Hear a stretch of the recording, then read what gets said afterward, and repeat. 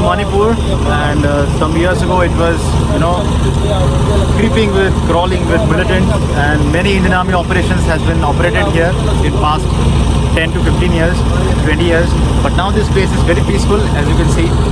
It's free of militants and terrorists, and it's now very, peaceful. And the lake is very nice, very peaceful. And many years ago, this is known to be a very, infamous place for terrorism and militants. But right now, it's very free, and people come here as a tourist, and it's a tourist place right now. It's a tourist place right now. Okay, so people come here and enjoy. Right now, I'm also enjoying here, and that's our, driver on the boat, and he's very, he's very jolly and he's very happy to serve us.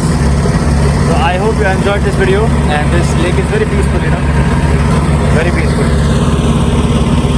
And I came here around 2 days ago, and tomorrow I'm leaving in Manipur.